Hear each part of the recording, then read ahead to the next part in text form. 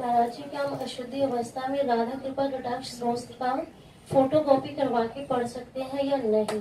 उसे याद हो गया हो तो आप चिंतन ऐसे कर सकते हैं, वगैरह ग्रंथ लेकर पढ़ना निषेध है। तो 3 दिन अपवित्र दशा में भगवत चिंतन कर सकते हैं, जो पाठ याद है उसको सुमिरन कर सकते हैं।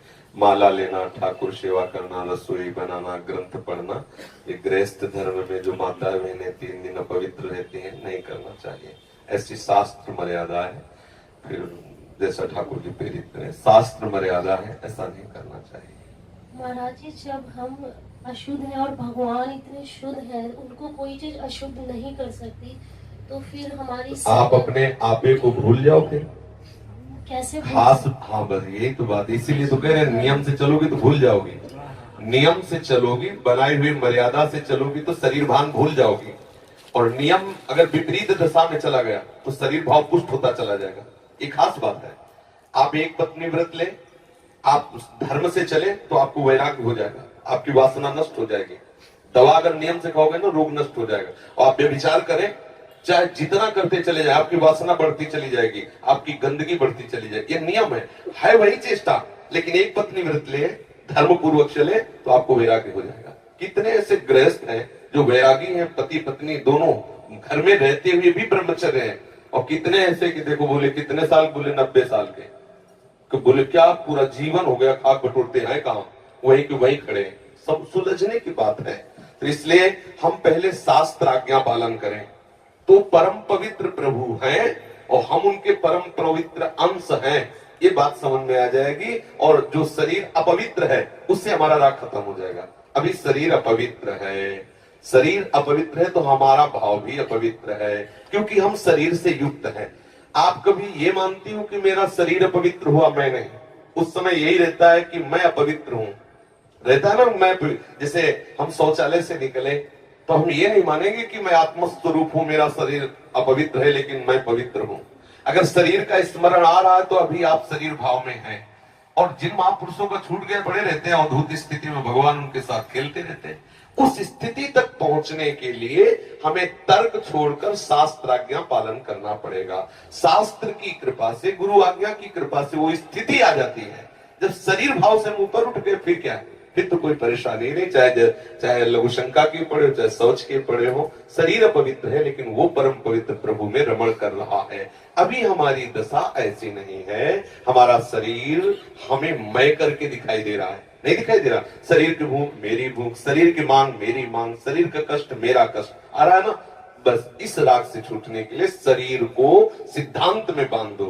तस्मात् शास्त्रम प्रमाणन्ते, कार्यो क्या करना है क्या नहीं करना, इस शास्त्र के अनुसार चलो तो शरीर का राग खत्म हो जाएगा। इसका परिणाम होगा शरीर से राग खत्म हो जाएगा। आप पवित्र रहिए तो आपको शरीर से वैराग्य हो जाएगा।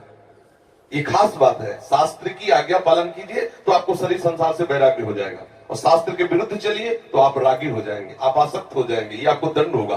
शरीर संसार की आसक्ति वही तो आपको जलाती, वही तो आपको जन्म मृत्यु के चक्र में फंसाती है। समझ गए बच्चा? जब हम भगवान के लिए प्रसाद नहीं बना सकते, उनको भोग नहीं पवा सकते बच्चा, इसीलिए इस शरीर से घृणा करनी है। धिक्कार है ऐसे शरीर को जो प्रिया प्रीतम से बिलक करता है, तभी तो शरीर से राग खत्म होगा। ये अपवित्र शरीर जो हमें प्रभु की सेवा से छुटवा दे, ऐसे शरीर से क्या राग करना। धीरे धीरे शरीर के प्रति हे भाव हो जाए। जन्म मृत्यु जरा व्याधि दुख दोषानुदर्शनम, भगवान ने गीता जी में कहा। शरीर के प्रति हे भाव होने लगता है, क्या मलमूत्र का भांड है, छोड़ो इससे राग। धीरे धीरे धीरे वो अपने स्वरूप में स्थित हो जाए। अभी इतना ममत्व है शरीर में, कोई ऐसे छू ले तो एकदम ऐसा नहीं होता। तुमने हमें ऐसा कितना अपना मय पद है। अगर हम ठीक सिद्धांत से चलेंगे तो हम बहुत जल्दी लाभ प्राप्त कर लेंगे। जहां हमारी स्थिति है हम बात उसी स्थिति की करें तो हम बहुत जल्दी आगे बढ़ जाए। होता क्या, हम लोग बात करते हैं छत की, अभी बिल्कुल 100 हाथ गड्ढे में खड़े हैं। बात ये है, शरीर से हमारा संबंध बहुत घनिष्ठ हो चुका है। इतना हो चुका है कि शरीर से हम संबंध किए, ये शब्द भी गलत है। मैं ही शरीर हूं ऐसा है। आप देख लो, कभी दर्पण में तिलक लगाते समय सोचा कि शरीर के मस्तक पर तिलक रचना कर रहे हैं? नहीं। मेरा तिलक कैसा है, यही तो आएगा ना। मेरा रूप कैसा है, मैं ठीक लग रही हूं, लग रहा हूं, ऐसी बातें आएंगी नहीं आएंगी।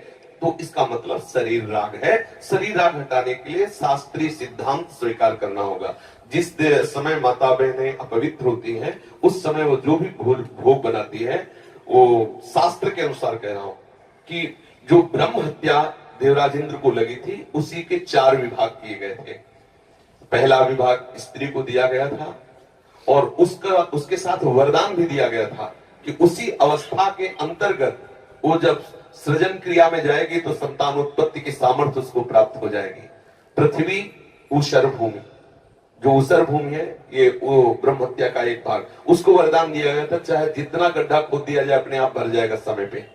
वृक्ष की गोंद जो निकलती है वो ब्रह्म हत्या, और उसको वरदान दिया काटने पर भी पुनः आप हरे भरे हो जाओगे, मतलब समय आने पर आप वृक्ष रूप धारण करो। और जल में फेन बुदबुदा काई, ये ब्रह्म हत्या के 4 भाग के। और जल को आशीर्वाद दिया गया कि कभी भी कहीं भी पवित्रता होगी तो आप उसमें सम्मिलित होगे, जल छिड़को, आचमन करो, जल के द्वारा पवित्रता। ऐसा 4 वरदान भी उनको अलग अलग दिए गए और उनके लिए विधान भी किया गया है। देवराज इंद्र को जब ब्रह्म हत्या लगी थी तो शास्त्र में मर्यादा चली आ रही है, अगर इसका हम पालन करेंगे तो शरीर से वैराग्य हो जाए। जैसे अब जो बच्चे वैराग्य ले लिए हैं, भले वो स्त्री शरीर में है, अब उनके लिए नियम खत्म हो गया कि वो 3 दिन अपवित्र रहेंगे तो छुएंगे नहीं, क्योंकि खत्म संसार के भोग राग, संसार का क्रम खत्म। अब वो वैरागी, अब वो आठों पैर प्रभु की सेवा में लगे हैं। पर अपने गृहस्थ धर्म से है, शरीर सुख की कामना से है, शरीर का हम प्रयोग कर रहे हैं अपने इंद्रिय सुख के लिए, तो आप पवित्रता धारण करो, जिससे तुम्हारा ये राग नष्ट हो जाएगा। समझ रहे हैं ना? नाम जप तो कर सकते हैं हम बता देते हैं, गृहस्थों को भी कह देते हैं कि आप मंत्र चिंतन भी कर सकते हैं, माला से नहीं, मंत्र चिंतन भी कर सकते हैं। स्नान किया, मंत्र चिंतन कर रहे हैं, भाई अंदर हमारे जो चिंतन हो रहा, शरीर ही तो अपवित्र है, हम बाहरी चेष्टा नहीं करेंगे। हम मानसिक ठाकुर सेवा भी कर सकते हैं, मानसिक पाठ भी कर सकते हैं। हमें 84 जी याद है तो हम ग्रंथ नहीं छुएंगे, ऐसे पदगान करेंगे, नाम कीर्तन करेंगे, ये सब हो सकता है। लेकिन प्रगट में जो शरीर द्वारा चेष्टा होनी है, तो फिर उस समय 3 दिनों तक ऐसा शास्त्रीय महापुरुषों का और संतों का आदेश है, तो हमें वैसा पालन करना चाहिए। हाँ, शरणागत मंत्री के लिए वैसे हमने बताया है कि शौचालय में और बाथरूम में हम मंत्र ना जपे, पवित्र हो करके आचमन आदि करके फिर मंत्र जप करें। और जैसे हम अपवित्र दशा में जैसे ट्रेन आदि में यात्रा करते हैं, सोच गए उन्हीं कपड़ों से, उन्हीं बात, फिर नाम जप करें, मंत्र जप न करें। मंत्र में थोड़ी पवित्रता की आवश्यकता है, नाम जप करें। जब हम पवित्र हो तब मंत्र जप करें, और अगर आप पवित्र हैं तो हर समय फिर जप सकते हैं, केवल शौचालय और लक्षण का छोड़कर। दिनचर्या में जैसे रसोई पकाते हुए घर के काम, बिल्कुल बिल्कुल मंत्र जप सकते हैं। मानसिक हाँ, बिल्कुल बिल्कुल कर सकते हैं, बिल्कुल कर सकते हैं, उत्तम बात है।